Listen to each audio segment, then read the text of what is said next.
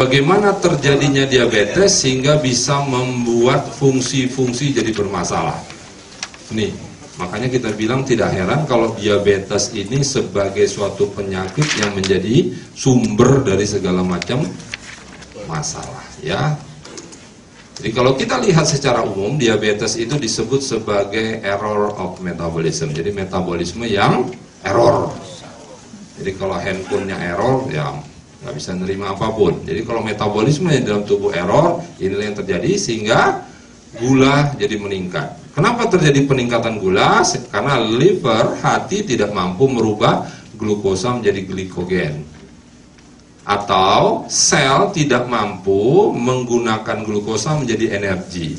Semua ini yang ngatur adalah pankreas, di mana pankreas menghasilkan sel alfa dan sel beta. Yang tugasnya sel alfa membantu hati untuk merubah gula menjadi glikogen, sel beta bekerja di dalam sel untuk mengutilisasi, memakai gula menjadi energi. Jadi lebih detail kalau kita lihat kerja daripada si sel alfa tadi, dia akan melepaskan glukagon, di mana di dalam hati dia berfungsi untuk melepas gula. Jadi ini harus seimbang. Jadi sel beta tadi menghasilkan insulin. Jadi fungsi daripada sel beta atau insulin tadi membuka pintu sel darah merah. Ya, tugas daripada insulin yang dihasilkan oleh sel beta yang ada di dalam pankreas adalah membuka pintu daripada sel darah merah agar gula bisa masuk ke dalam sel. Gula-gula bisa masuk. Jadi kalau misalnya insulin, ini kuncinya, insulin ini kunci nih yang bisa membuka pintu. Pada saat dia insulinnya lemah, otomatis pintu tidak terbuka dengan baik sehingga gula-gula ini tidak bisa masuk ke dalam sel. Jadi kalau kita lihat seperti ini misalnya, ini yang normal. Yang normal, orang yang punya metabolisme yang normal. Jadi kalau dia makan apel, di dalam apel itu kan banyak gula-gula nih ya. Banyak gula, apalah, nggak mesti apel lah. Pokoknya apapun makanan, gula-gula akan dilepas. Gula-gula akan terserap masuk ke dalam aliran darah. Kan begitu ya, ini yang normal. Pada saat gula-gula masuk ke dalam aliran darah, masuk dia ke dalam pembuluh-pembuluh darah, pankreas segera akan menghasilkan insulin. Fungsinya apa tadi insulin? Untuk agar supaya ini sel-sel tubuh kita ini, insulin tadi, insulin untuk supaya glukosa masuk ke dalam sel. Jadi insulinlah yang membuka pintu sel agar gula bisa masuk ke dalam sel, dibakar menjadi energi. Ya kan? Selain itu insulin juga membantu agar si gula-gula tadi masuk atau disimpan di dalam liver, di dalam hati, kemudian nanti dipecah, dirubah menjadi cadangan energi untuk otot, biasanya glikogen. Dan kalau ini sudah terjadi diabetes, apa yang terjadi? Jadi kita makan apel, ya kan? Ya udah diperes mas, cuma karena insulinnya kurang apa, yang jadi masalah justru hati melepaskan gula-gulanya. Yo, jadi dengan ketidakbiasaannya di sini, hati melepaskan gula-gulanya ini, sehingga ini, kalau kita lihat di sini, sel-sel resisten terhadap insulin, sehingga hanya sebagian kecil daripada gula yang mampu masuk ke dalam sel, sehingga apa? Di dalam darah kita terjadilah peningkatan kadar gula. Nah, kita selalu memberikan apapun namanya, misalnya gini, kita kasihlah misalnya sambiloto, kita kasihlah brotowali, karena alami juga tuh, ya pahit. Terus, apakah itu menyembuhkan?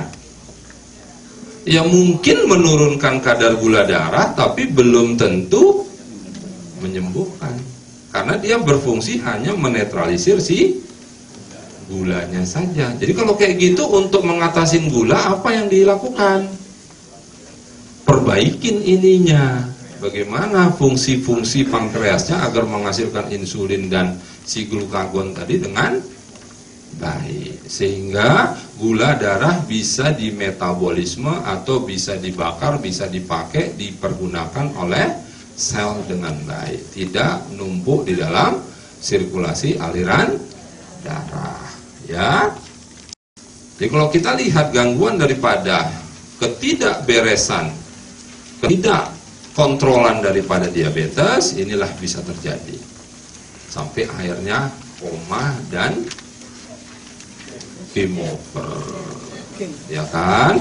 Jadi akibat insulinnya yang kurang baik, glukosa terblok sehingga kadar gula di dalam darah, hiperglisemia meningkat, sehingga kencing, jadi kandungan kencing banyak mengandung gula, sehingga jadi poliuri, artinya nguyuh terus, kencing, dehidrasi. Dengan kita dehidrasi, mulailah terjadi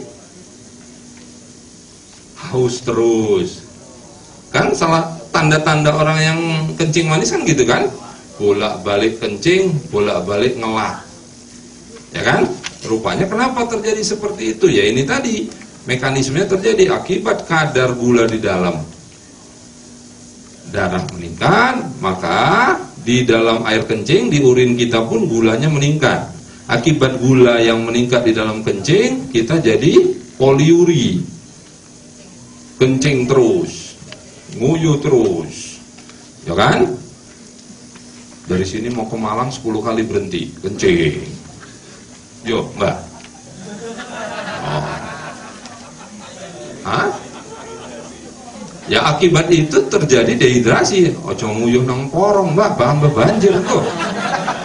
Ya, jadi akibat bolak-balik kencing, ya cairan tubuh berkurang, dehidrasi. Akibat kita kekurangan cairan, haus-haus saja. Ini kan tanda-tanda yang paling sering kita lihat pada orang-orang yang terkena diabetes, ya, dengan resiko yang macam-macam. Orang yang sudah mulai yang kita sebut di mana terbentuknya keton-keton karena gulanya yang tidak terkontrol terlampau tinggi, mulailah kita merasa kayak itu ambu kutek itu, apa biasanya aseton. Nah, jadi napasnya seperti itu. Nah, kalau udah terjadi seperti itu, biasanya kita lihat orang-orang yang sudah koma, ya. Orang-orang yang sudah koma karena kencing manis, karena diabetesnya tadi, seperti napasnya seperti itu baunya. Jadi itu karena udah sangat tingginya lah kita lihat gula-gula tadi. Ya, kasus di mana kok terjadi habis minum noni mestinya turun kok malah naik. Nah, kan kita tadi sudah cerita bahwa noni bekerja di sel alfa dan di sel beta. Sel beta itu apa? Di sel di mana dia merubah gula menjadi energi, kan gitu ya. Jadi kalau kita lihat fungsi sel beta, bagaimana dia merubah supaya gula-gula masuk ke dalam sel. Sel alfa merubah gula menjadi cadangan energi. Jadi gula-gula ini ditarik ke hati untuk dirubah menjadi glikogen atau cadangan energi, kan gitu ya. Jadi gula-gula yang ada di otot, ada di mana, itu ditarik, ya kan, dibawa ke hati untuk dirubah menjadi glikogen. Glikogen cadangan energi yang nanti akan disimpan di otot, kan gitu ya. Nah, kita nggak tahu kan noni ini kerjanya di mana duluan. Kalau ternyata noni itu kerjanya langsung ke sel beta, langsung gula yang ada dibawa masuk ke sel, langsung dirubah jadi energi. Apa? Yang kelihatan kadar gulanya langsung turun. Tapi bila mana dia bekerja di sel alfa duluan, resikonya apa? Seluruh gula yang ada ditarik semua, kan kan semuanya melewatin darah, ya kan? Pada saat kita cek, kok jadi tambah naik. Saya selalu membilang kepada pasien saya, nggak usah takut. Itu memang konsekuensinya, memang berarti dia kerjanya di sel alfa dulu, sehingga yang di ujung-ujung sana diambilin dulu untuk dirubah. Kan otomatis lewat di aliran darah. Kalau dia lewat di aliran darah, pas kita periksa kok naik, kan begitu. Jadi nggak usah tahu. Biasanya proses itu kalaupun terjadi biasanya sekitar 1-2 bulan pertama. 1-2 bulan pertama biasanya, kalaupun itu terjadi di mana sel alfa duluan yang aktif, biasanya 1-2 bulan pertama agak naik memang kadar gula darah. Tapi saya bilang nggak usah takut terus, karena dia kerja di sel alfa duluan. Nanti setelah sel alfanya beres, setelah sel alfanya oke, nggak ada masalah, baru dia kerja di sel beta. Tapi kan kita nggak tahu apakah Pak nanti tak ke email Bapak, nanti ini di sel alfa duluan Pak. Nggak tahu saya. Kalau bisa milih-milih, aku nggak gelem sel alfa C, beta C. Boleh kalau bisa, tapi kan nggak bisa.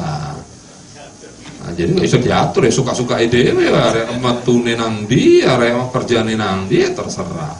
Jadi itu yang saya sampaikan, sering terjadi bahwa habis minum itu kan naik. Wah takutan loh, katanya noni omongnya ayo no patene iso batin kencing manis, kok iki ora iso. Berarti kerjanya di alfa duluan, belum beta. Pada kondisi-kondisi begitu biasanya, berarti kan individu ini berbeda ya. Ya wis lah, obat yang dari dokter tadi paling enggak membantu untuk mempercepat penurunan di dalam darahnya. Boleh? Ya nggak apa-apa, kombinasi lah. Jadi karena takut banget di mana akhirnya di dalam darah jadi meledak-meledak, ya udah nggak apa-apa, bantulah pakai apa terserah, mau pakai metformin kek, pakai diamikron kek, mau pakai amaril, ya udah, untuk membantu sesaat agar bagaimana yang di dalam darah jangan terlampau berlebihan, kan begitu. Karena obat itu kan hanya berfungsi untuk menetralisir gula yang ada di dalam darah, kan? Bukan untuk bagaimana sel bisa bagus, bagaimana hati bisa bagus, kan begitu. Tapi karena dia kerja di alfa duluan, sehingga terjadi penarikan gula dari pinggir-pinggir sana, dari sekitar Surabaya, gula semua disuruh kirim ke Surabaya, berarti kan di Surabaya seolah-olah gulanya ya udah, kalau gitu kejadiannya sudah barengin dengan obat-obat yang menurunkan kadar gula darah. Setelah itu misalnya diminum, nanti cek lagi HbA1c-nya, ya, apakah kemampuan pengendalian. Bila mana HbA1 sudah mulai ada tanda-tanda penurunan, dah obatnya stop, noni terus diminum untuk sampai bagus. Bagaimana supaya kita tahu bagus bahwa si fungsi insulin kita sudah bagus? Ada pemeriksaan yang namanya C-peptida. C-peptide namanya ya. Jadi jangan lagi periksa gula poso, gula 2 jam. Ya nggak mangan apa-apa, gulanya normal. Tapi belum tentu insulinnya bagus. Untuk mengetahui kualitas produksi insulin, kita periksa yang namanya C-peptide. Jadi biasanya di akhir masa pengobatan, saya selalu mengatakan periksa C-peptide. Kalau C-peptide-nya sudah mulai bagus, berarti kualitas insulin sudah mulai baik. Oke, Anda sudah bisa merdeka, tapi dengan syarat ojo rakus, mangan pakai otak. Noni ya nanti setelah gulanya normal, ya namanya kita ingin sehat ya, kita bukan hanya ngobatin gula kan gitu ya. Bukan semua obat dalam arti, tapi artinya bagaimana tetap supaya kita sehat. Ya lebih bagus minum 1 sloki per hari daripada minum setengah botol sehari kalau udah sakit. Tempatnya. Nah, jadi selalu saya sampaikan bahwa apapun yang kita minum difungsikanlah dia untuk supaya kita tetap sehat, bukan untuk ngobatin.